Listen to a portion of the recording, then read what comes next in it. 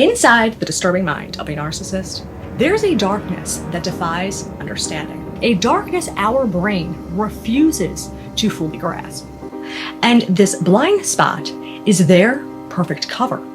What we're about to expose is the master key that explains everything they do and why they never change. Understanding this isn't just the difference between years of confusion and a path to escape. It is the difference between living into their hell and rebuilding your life. What happened to you wasn't your fault. It wasn't an accident. It wasn't just bad luck. You were hit head on by a person who could not see your humanity, but could fake it like a pro, which all comes down to one single devastating lack that sets off a reverse butterfly effect. One missing wing beat and their humanity collapses like a house of cards, leaving only destruction in its wake. Because here's the truth. Every aspect of healthy human psychology depends on this one thing, that other people exist as full, real, autonomous beings with their own inner lives, feelings, and inherent worth. But narcissists don't have this. It's as simple and as catastrophic as that, which though sounds small, has far-reaching consequences that extend beyond clinical categories, and is in all reality an existential division within the human species. Two mindset frameworks of polar opposition, the social mind and the dominator mind. Your life is a constant negotiation with the existence of others. Your self-worth, your actions, even your thoughts are shaped by the community, by your partner, your parent, your friend, our society, creating a horizontal relationship between equals. The dominator mind, here life is a constant assertion of self. The world is not a community to belong to. It is a territory to conquer. Other people are resources to extract from. The desire for power creates a vertical relationship of superior over inferior. Now, it's not that they can't recognize that you are a living, breathing person with a heartbeat. Biologically, you are a person, just a person with precisely zero intrinsic value. There's no equal moral standing. Your rights and experiences, interests, well-being, in and of themselves are not worthy of consideration or of any concern to them. Your value and your worth is that of a tool, an object, or a provider of service. And it's right here that the psychological birthplace of superiority is born. If you are the only truly real person in a world of objects or lesser beings, then you are by definition superior, seeing themselves as the central authority, not just in their own life, which would be normal, but rather they are the central authority of everything. And in a world without equal minds, there's no equal ground, which is why this is not a person with an inflated ego, someone who is simply selfish, nor is it someone who is deeply insecure. When you have a brain that has no circuitry for mutual standing, what you get is someone who believes to their core that the top of the hierarchy is where they belong at all times. This hierarchy is what fuels their sense of entitlement and never wrong syndrome. It's not a matter of I want more than others. It's I simply deserve more because I am more. And if you disagree, then you aren't just mistaken, you're malicious or crazy, because their reality is the only accurate one, projecting all blame, all fault, all wrongdoings and inadequacies outward as they feel they rightfully should. And to the flip side, anything you provide, give, or they pull the rug of achievement straight out from under your feet is all viewed the same and expected proper functioning. They do not see it as a gift or any reason to be grateful. But dare you resist or try to stake claim of what here in the real world is rightfully yours, and you're going to want to go ahead and duck, because shit is about to hit the fan in a hot hurry.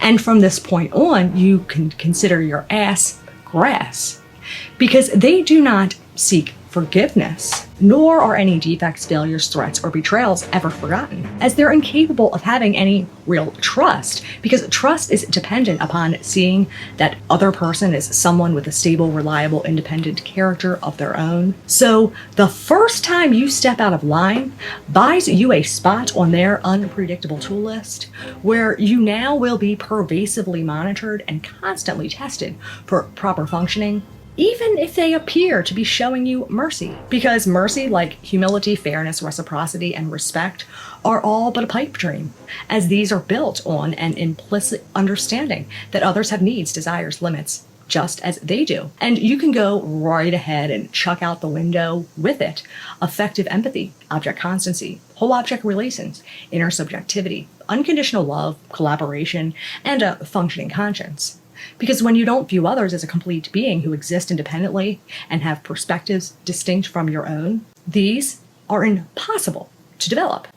And now what's left is nothing but the most primitive and self-serving instincts. Because when you strip out that one core piece, you don't just lose a trait or two, you lose the entire structure of what makes us human. And that's the scary part, but the part that makes this dangerous is that this one deficit makes their worldview binary. So they become people of the extremes, no middle ground, no shades of gray. Everything is great or a disaster. You're either with them or against them. And like a skilled hunter understands prey behavior, they study what causes different emotional reactions. They see your tears and they know the difference between your laughter and your pain. They just don't care. Not because they can't tell, but because in their framework, your inner life has zero weight. They catalog effective manipulation strategies for different situations. They maintain mental inventory of others' leverage points. They consciously calibrate their approach based on what works with each person. And since they live in a rigid black and white mentality, everything simultaneously is both a form of control and a competition. Winner, loser, strong, weak, dominant, submissive is always in play. It never ends. The scoreboard is eternal. The rules are fluid, and they hold the eraser, the scoreboard, and the rule book, full of nothing but double binds and double standards. Their time is precious, but yours is expendable. Their privacy is sacred. Your rights to privacy are revoked. They poke you with their mental cattle prod and then punish you for the reaction, point out the contradiction. You're accused of keeping score, which in their head means they just scored a point on you. Try to call out the game, they tell you you're crazy and it's all in your head. The reason it feels insane is because it fucking is. That is the whole point. Every rule change, every double standard, every single irrational goal is absolute domination. A never-ending, strategically irrational madhouse. Your brain cannot process this without something breaking. It will burn energy searching for the pattern. When it can't find one, it'll blame itself, and eventually it will surrender, start to accepting the chaos as normal. But here's the kicker. Your confusion isn't a side effect, it is the goal. A confused person doesn't trust their own judgment. They can't mount effective resistance. They can't explain what's happening to anyone. And they sure as hell can't figure out a way to leave. It's the perfect loop to keep you off balance, ensures that you lose, and lets them justify winning.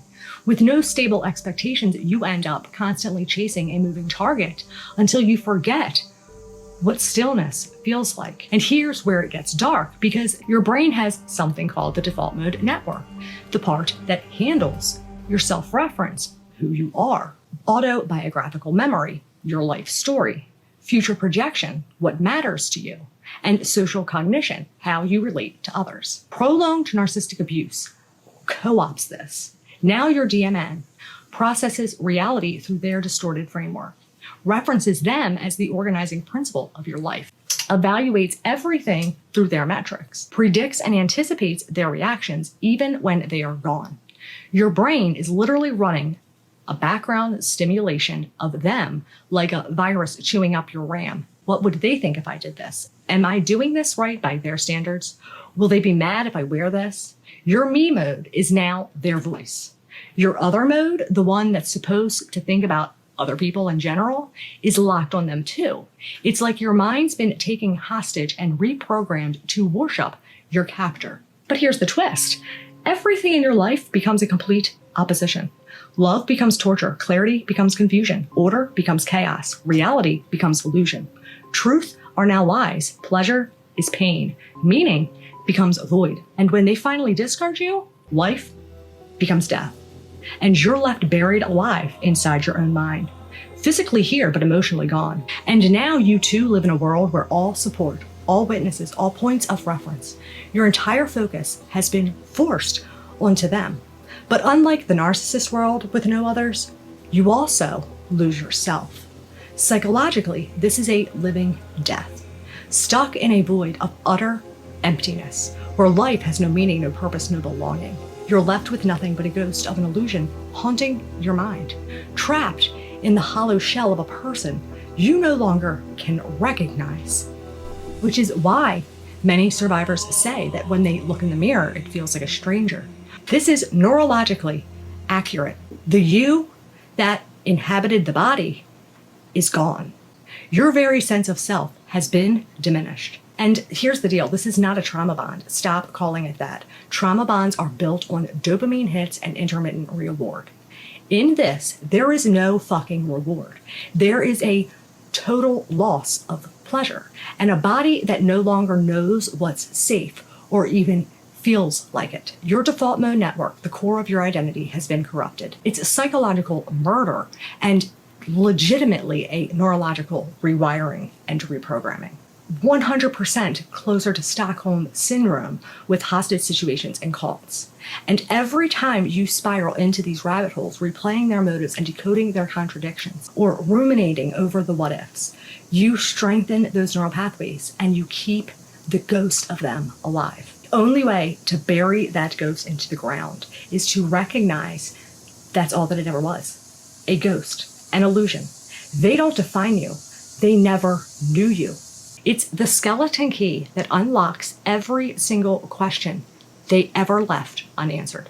Anytime you find yourself circling the drain, dissecting their words, trying to figure out why, stop and ask yourself, would they have to recognize you as a person for this to be true? And if the answer is yes, then there you go. Because our brains don't know how to comprehend a human without humanity. We project our own moral framework onto them. Maybe there's something I could have done. Maybe they had a rough childhood. Maybe if I love them enough, they'll change. Maybe deep down, they really cared, but they don't. And it's not because they're confused or unaware that you're hurting. They know. They just don't give a fuck. You in their world are lesser. You're not a peer, you're not a partner, you're not an equal. But do not mistake this for them not being evil. Think of a hunter who the purpose for survival. Now think of a hunter who tortures their prey, not hunting for survival. They're trapping them for sport, for power, for pleasure of watching life drain away. We arrest people for that shit. That's functional sadism. And you're not going to fix that. You're not going to save that. They don't want your help because in their world, they are okay with it. It works for them. Every time you have a limited belief and you recognize it and say, not today, Satan. Every time you smile and don't feel bad about it. Every time you do something small for you is a step in resurrecting the life that they stole from you. That's the moment that the chains snap. Don't let anyone, not family, not friends, not society, tell you your truth is too much, too crazy. You weren't crazy. You were wrapped in their insanity. And we may live in a world of denial, but there are still others in it who see the fire. So fight for you. Focus on you. Fuck the narcissist, or whatever you want to call them.